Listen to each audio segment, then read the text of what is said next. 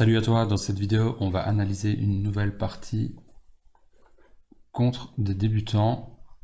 Donc voilà, je vais lancer une partie en 5+3, c'est parti, ça démarre, E4, défense sicilienne, C5. Je vais diminuer un peu le bruit des pièces parce que c'est pas l'essentiel. Alors, le but, je le rappelle, c'est pas de faire une analyse théorique. Alors ici, si je joue cavalier F6 pour attaquer le pion, il va sans doute pousser. Et comme il est soutenu par le cavalier, je vais devoir bouger mon cavalier. Mais vous allez voir que s'il fait ça, je peux aussi pousser D5. C'est une réplique courante, je vais dire, dans ce type de position. Alors maintenant, je vais pousser moi-même D5 immédiatement pour attaquer le fou. Il va devoir bouger ou prendre.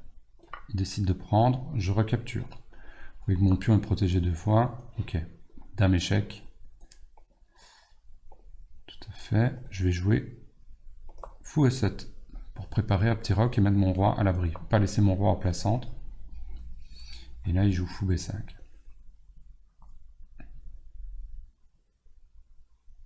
Je n'ai pas trop peur de fou prend cavalier puisque je reprendrai du pion. Et comme je vous l'ai dit dans une vidéo précédente, vous allez avoir une structure de pion plutôt centralisée. En fait, vous aurez 3 pions ici au centre, un quatrième, alors que les blancs en ont 1, 2, 3, 4. Si vous regardez ce rectangle. Bien sûr, vous aurez des pions doublés, mais c'est pas forcément grave. Petit roc. Moi, je me réjouis que les blancs prennent ici. Un coup normal serait roc. On n'a pas trop envie de laisser le roi au milieu, sinon de nouveau je vais jouer tour E8. Ok, ils prennent, tant mieux. Je reprends, vous voyez, ces deux pions-là se protègent l'un l'autre mutuellement. Il y a juste celui-ci qui est un petit peu faible, mais rien d'alarmant pour le moment. Ici, je vais jouer un coup un peu plus original. Je suppose que lui va jouer ça. Je pourrais jouer H6 pour empêcher, mais je vais jouer fou A6 pour attaquer ici ce pion qui est un peu faible. Profiter du fait que la dame et la tour sont derrière, donc il ne peut pas facilement il ne peut pas pousser le pion en fait, sinon je capture la dame. Cavalier là. Ok. Là, il menace mon pion ici. Je vais jouer dame C7 pour lier mes tours. Vous voyez, c'est toujours très important d'avoir une connexion entre les tours. Elles se protègent mutuellement comme ça. Je mets une petite pression sur son cavalier. L'air de rien. J'ai toujours cette pression ici contre le pion D3. Les pièces ici ne jouent pas encore vraiment. Voilà. Tour là. Ça c'est actif. Ça vient indirectement menacer mon fou. Donc, je vais jouer fou là pour renforcer la pression sur le cavalier.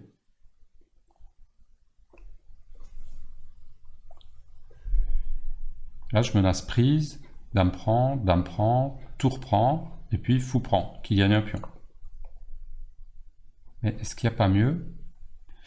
Ici vous voyez que les pièces sont non développées. Donc je vais jouer tour Fe8 pour attaquer la dame. Pourquoi je joue ça? Parce que ma tour est protégée par mon autre tour et par le cavalier.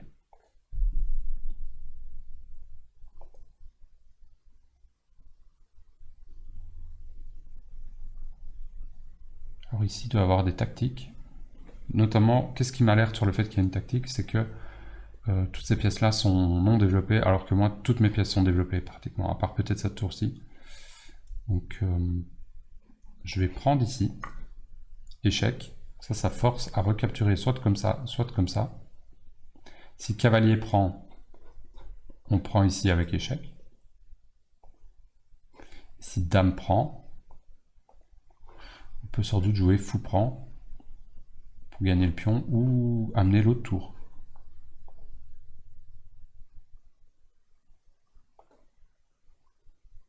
Position compliquée pour les blancs ici.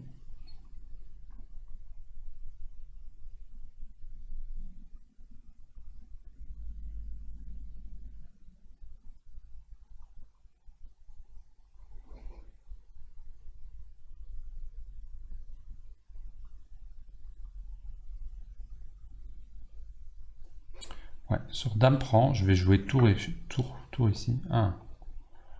Ok, donc là il me laisse faire échec.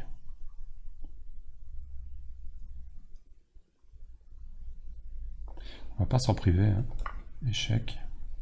Dans ce cas-ci, ça a l'air assez fort.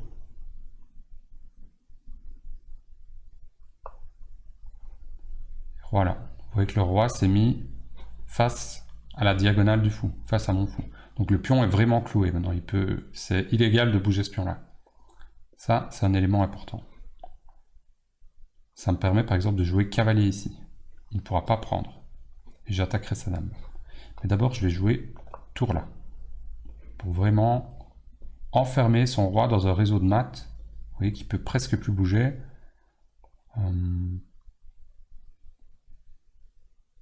C'est presque intenable ici pour les blancs. La pression, elle est maximum. Vous voyez que mes pièces, elles sont vraiment à fond dirigées vers le roi. Il n'y a plus qu'à trouver comment dynamiter vraiment la position.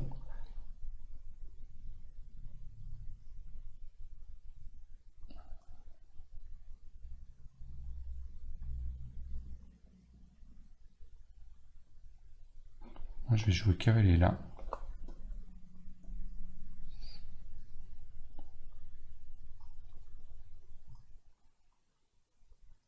Je sais pas si c'est le meilleur coup, objectivement. Je pense qu'il y avait peut-être dame ici qui était très fort. Là, la dame s'éloigne de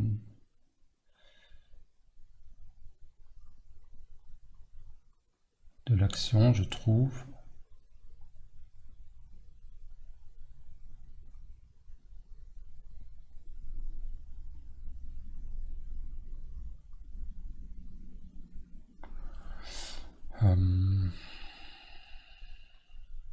Cette case-là est faible. Donc j'ai envie d'amener madame quelque part ici, mais il y a son fou pour le moment.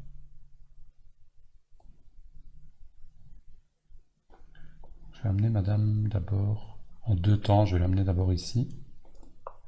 Comme ça, l'air de rien, elle protège aussi ma tour. Le pion est toujours cloué ici. Le cavalier ne peut pas vraiment venir ici, sinon il y a cavalier prend qui attaque la dame. Voilà, alors des coups comme ça, ça me permet dame prend à 1 qui va gagner du matériel, mais c'est vrai que ça, il va pouvoir prendre mon cavalier. Donc je vais quand même réfléchir un peu.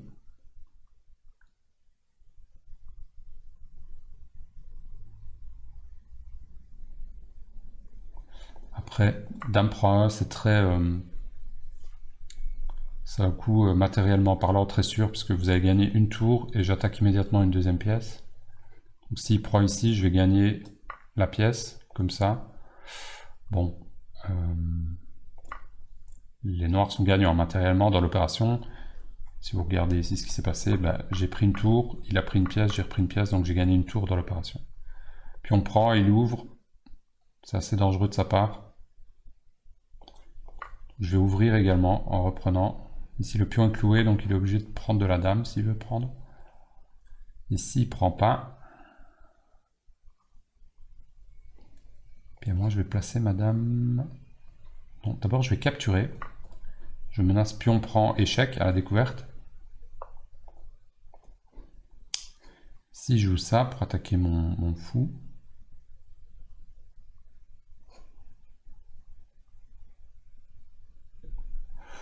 Ouais, je peux sans doute jouer dame là échec qui attaque la pièce. Je vais perdre une pièce ici, c'est vrai. Mais bon, je peux prendre, voilà, ici il ne faut pas trop se poser de questions. Hein. Vous pouvez chercher le mat si vous voulez. Hein. On pourrait jouer fou ici pour essayer de mater, mais il va y avoir F3. Bon, il y a sûrement une attaque gagnante. Mais le plus simple, quand vous êtes sûr, c'est échanger les pièces. Vous voyez, ici vous rentrez dans une finale. Il est presque obligé de prendre, sinon c'est nous qui allons prendre ici. Sinon on peut jouer ça. La tour est gardée, il n'y a pas de couloir derrière, il n'y a pas de menace de couloir, donc vous échangez, vous rentrez en finale avec une tour de plus, et vous ne vous posez pas de questions, vous allez gagner la finale.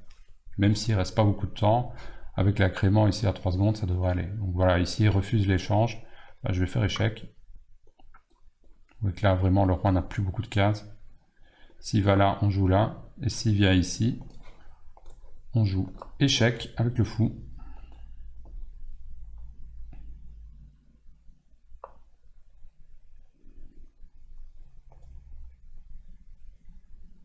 Échec avec la dame.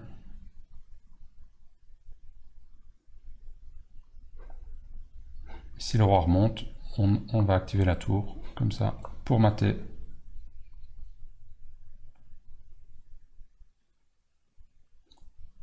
Que le roi est là ou là. On va jouer dame G2 avec un joli mat. Joli baiser de la dame. Voilà. Donc abandon ici de Christian. Alors on va passer en revue très rapidement ce qui s'est passé. Je vais mettre l'ordinateur parce que ça m'aide à analyser. Alors, je ne vous conseille pas forcément de mettre toujours l'ordinateur pour analyser immédiatement. C'est toujours mieux, en général on conseille toujours d'analyser par vous-même avant d'activer l'ordinateur. Si vous voulez progresser, et là je m'adresse aux débutants. Bon, ici pour aller plus vite. Fou C4. Donc vous voyez ici, mon invitation c'était de jouer E5 pour pousser D5. Ici, je vous rappelle pour les débutants qui ne connaissent pas la règle que quand un pion est poussé de 2 cases comme ça, vous avez aussi la possibilité de prendre en passant, comme ça. C'est un coup légal. Bon, dans la présente partie, mon adversaire a joué D3 et c'est moi qui ai poussé D5. Donc là, il a été un peu passif, je trouve, il m'a laissé prendre l'initiative au centre. Vous devez toujours combattre pour la lutte du centre. Et toujours vous demander comment est-ce que je pose des problèmes à mon adversaire. Ici, il ne m'a pas vraiment posé de problème, donc j'ai pris le centre, j'ai pris D5. J'occupe cette case-là parce que elle est protégée, elle est protégée une fois, 2 fois, 3 fois. Alors que lui, il n'attaque qu'une seule fois. Une deuxième fois ici, pardon. Prise, prise, échec, fou E7, complètement normal pour vraiment... c'est très solide, c'est blindé ici autour du roi, et on va rocker. Pas besoin de jouer avec la sécurité du roi dans les premiers coups. Si vous avez... vous n'allez pas essayer d'interposer des pièces comme ça, qui pourraient peut-être être attaquées, vous n'avez pas envie de rentrer, même si c'est pas correct, vous n'avez pas envie de rentrer dans ce genre de complications. Donc vous blindez et vous roquez. Déjà, votre roi va être plus difficile, vous n'allez pas vous faire mater dans les 10 premiers coups, ça c'est sûr. Puis fou prend ici, pour moi, c'est une erreur qui abandonne un fou pour un cavalier et qui renforce mon centre, comme je vous l'ai dit. Petit roc, fou à 3, voilà, bon, j'attaque le pion. Cavalier là, le problème de ce coup en fait c'est qu'il rejoue une pièce qui a déjà été jouée. C'est mieux de développer des pièces qui ne participent pas encore. De jouer là, de jouer fou G5. Fou G5 c'est plus naturel pour moi. Fou G5 c'est vraiment un coup de développement normal. Ou peut-être cavalier A3, je ne sais pas. Donc cavalier E5 ici dangereux, dame C7, tour là, fou ici. Et de nouveau, vous voyez, il est obligé de rejouer sa pièce. Il aurait mieux valu jouer F4. Ouais, le problème, c'est qu'il a encore rejoué. Tour là, tout à fait normal. Il y avait moyen de bloquer ici. Mais il y aurait eu des problèmes d'une manière ou d'une autre, de toute façon. Donc ça marchait pas vraiment. Donc là, dame bouge. Tour prend, normal. Cavalier prend. Et fou prend. Garde un pion avec échec.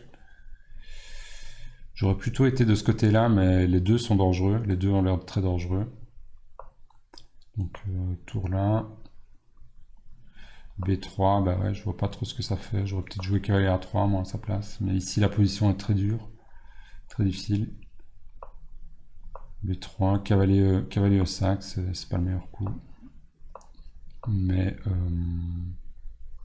ouais, j'ai vu qu'il y avait des cavaliers prend et des cavaliers G3. J'ai pas osé, En fait, c'est pas forcément nécessaire de prendre des risques comme ça quand vous n'êtes pas sûr. Dame E5, si c'est un coup très solide. Et vous voyez qu'après C4, c'est lui qui a craqué. Donc là, matériellement parlant, il n'y a pas grand chose à expliquer. Donc l'avantage ne bouge plus vraiment. Et là, ben là, il y a carrément un mat. Voilà, j'ai pas vu le mat directement, j'ai joué là. Il y a aussi mat en fait. C'est pas très grave. Meilleur coup c'est ça, mais alors on va jouer fou prend. Voilà un exemple de ce qui pourrait se passer si vous prenez du roi. Un échec et mat. Dans tous les cas, ici les blancs ont joué roi H2. Voilà, ici c'est terminé. Voilà, dame là, mat.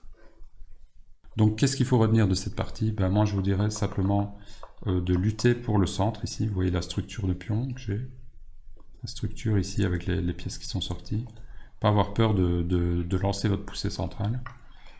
Et après, ben, simplement vous blindez, vous préparez le petit roc en essayant de ne pas rejouer des pièces que vous avez déjà développées.